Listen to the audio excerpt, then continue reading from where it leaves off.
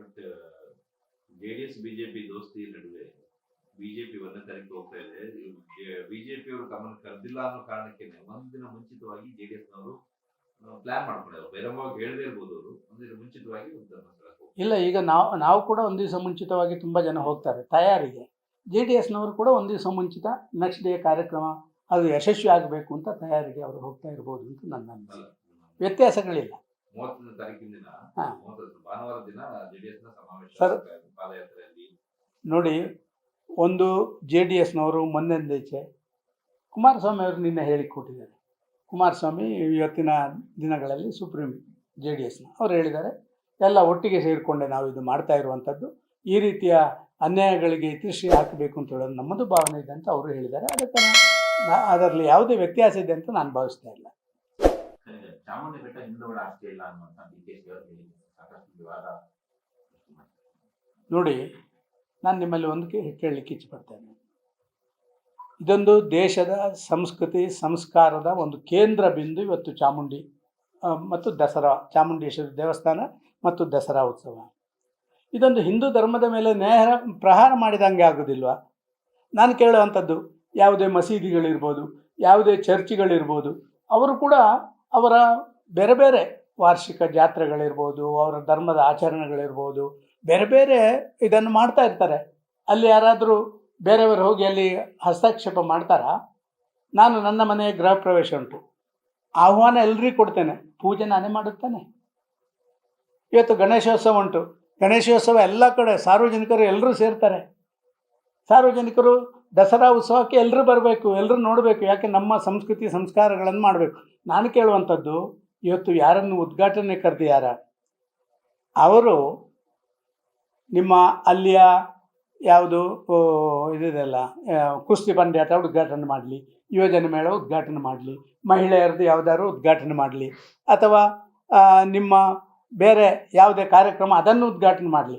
ಆದರೆ ಸ್ವತಃ ಆ ಧರ್ಮದ ಮೇಲೆ ಆಚರಣೆ ಮಾಡುವವರು ಅದನ್ನು ಉದ್ಘಾಟನೆ ಮಾಡಬೇಕು ಹೊರತು ಆ ಧರ್ಮವನ್ನು ಆಚರಣೆ ಮಾಡದವರು ಅದನ್ನು ಉದ್ಘಾಟನೆ ಮಾಡುವಂಥದ್ದು ಅಷ್ಟು ಒಳ್ಳೆಯ ಸಂಪ್ರದಾಯ ಅಲ್ಲ. ಸಂಪ್ರದಾಯ ಮಾತ್ರ ಅಲ್ಲ, ಇದೊಂದು ಪ್ರಹಾರ. ಒಂದು ದಸರಾ ಹಬ್ಬದ ಧಾರ್ಮಿಕ ಕಾರ್ಯಕ್ರಮದಲ್ಲಿ ಆ ಧಾರ್ಮಿಕ ಕಾರ್ಯಕ್ರಮಕ್ಕೆ ಯಾರು ಇರಬೇಕೋ ಅವರೇ ಇರಬೇಕು, ಭಾಗವಹಿಸುವಿಕೆ ಯಾರು ಬೇಕಾದ್ರೂ ಮಾಡ್ಬೋದು. ಅಥವಾ ಧಾರ್ಮಿಕ ಕಾರ್ಯಕ್ರಮಗಳನ್ನು ಬಿಟ್ಟು ಇತರ ಕಾರ್ಯಕ್ರಮಗಳೇನುಂಟು ಅದನ್ನು ಯಾರು ಬೇಕಾದ್ರೂ ಉದ್ಘಾಟನೆ ಮಾಡ್ಬೋದು. ನಾನು ಅವರ ಭಾಷಣವನ್ನು ಕೇಳಿದ್ದೇನೆ. ಆ ಭಾಷಣದಲ್ಲಿ ಅವರು ನೇರ ಪ್ರಹಾರ ಮಾಡ್ತಾ ಇದ್ದಾರೆ. ಹಿಂದೂ ಧರ್ಮದ ಮೇಲೆ, ಕೇಸರಿ ಬಣ್ಣದ ಮೇಲೆ, ತಿಲಕ, ಹಣೆಗಿಡುವಂಥ ತಿಲಕದ ಮೇಲೆ.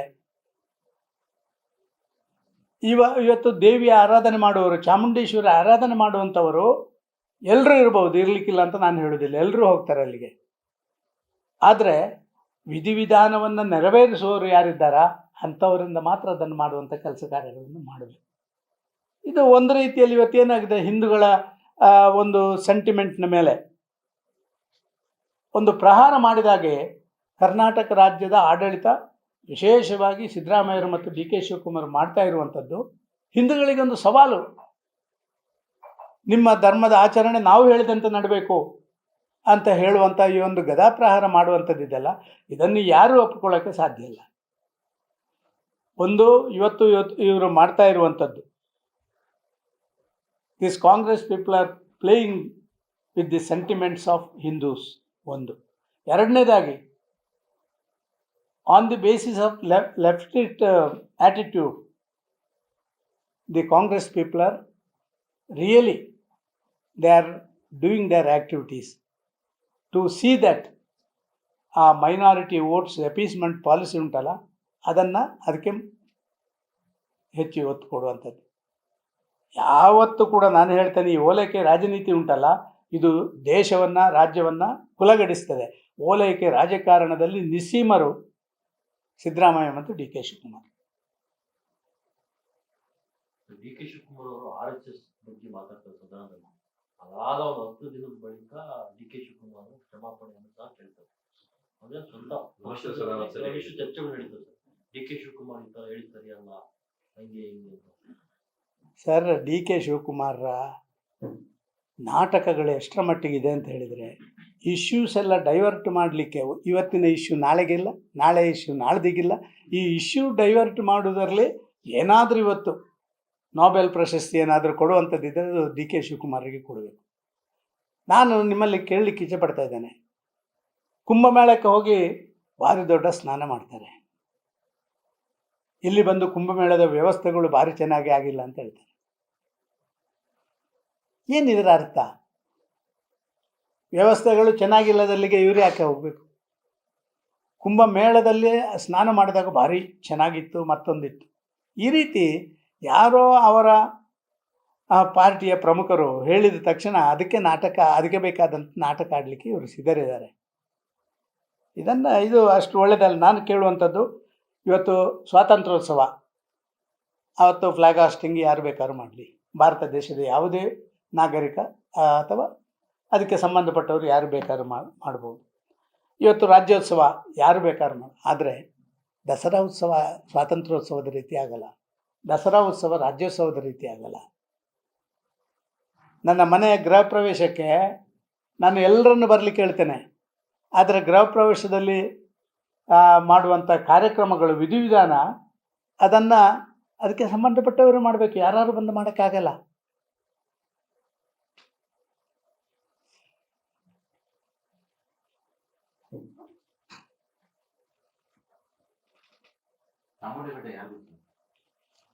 ನೋಡಿ, ನಾನು ಹೇಳಿದೆ ಅಲ್ಲ, ಭಾರತ ದೇಶ ಯಾರ್ದು?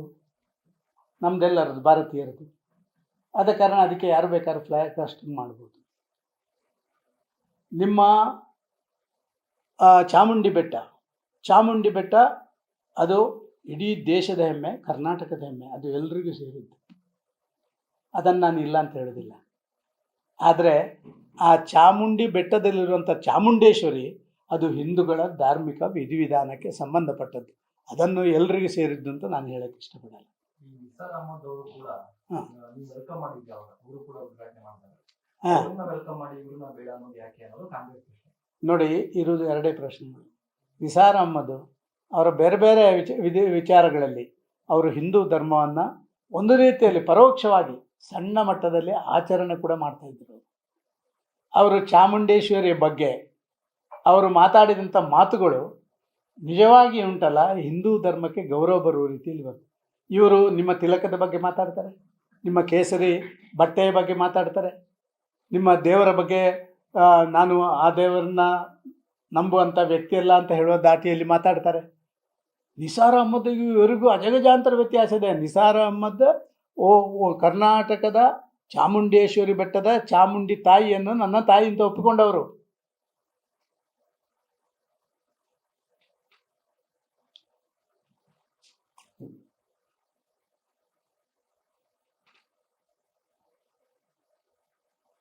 ಮನೆಯಾಗಿ ಸಿದ್ದರಾಮಯ್ಯನವರ ಆಡಳಿತಾವಧಿಯಲ್ಲಿ ದಸರಾ ಉದ್ಘಾಟನೆ ಮಾಡಿದ್ದಾರೆ. ಆಲ್ಮೋಸ್ಟ್ ಸುಧಾಮೂರ್ತಿ ಅವರನ್ನು ಹೊರತುಪಡಿಸಿದರೆ ಬಹುತೇಕ ಎಡಪಂಥೀಯ ಚಿಂತನೆ ಇದ್ದಾರೆ.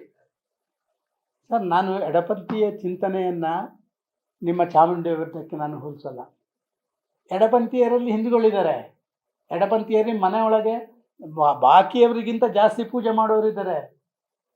ನೀವು ಕೇರಳದ ಕಮ್ಯುನಿಸ್ಟ್ ನಾಯಕರು ಕೇಳಿದಿರಲ್ಲ, ಅವರನ್ನು ಗುರುವಾಯೂರಿಗೆ ತಪ್ಪದೆ ಹೋಗುವವರು. ಆಚರಣೆ ಮಾಡಿ ಅವರ ವಿಚಾರಗಳು ಬೇರೆ ಅವರು ಪ್ರಸ್ತುತ ಮಾಡ್ತಾ ಇರ್ಬೋದು, ಆದರೆ ಅವರ ಆಚರಣೆ. ಆದ ಕಾರಣ ಎಡಪಂಥೀಯರು ಹಿಂದೂಗಳಾಗಿರುವಂಥ ಎಡಪಂಥೀಯರನ್ನು ಅವರು ಹಿಂದೂಗಳೆಲ್ಲ ಅಂತ ನಾವು ಬ್ರ್ಯಾಂಡ್ ಮಾಡೋಕ್ಕಾಗಲ್ಲ.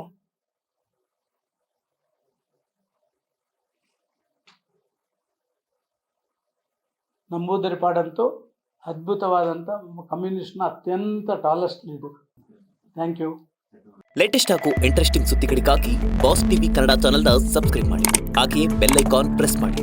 ಇದರ ಜೊತೆಗೆ ಫೇಸ್ಬುಕ್, ಇನ್ಸ್ಟಾಗ್ರಾಮ್, ಎಕ್ಸ್ನಲ್ಲೂ ಮಿಸ್ ಮಾಡದೆ ಫಾಲೋ ಮಾಡಿ.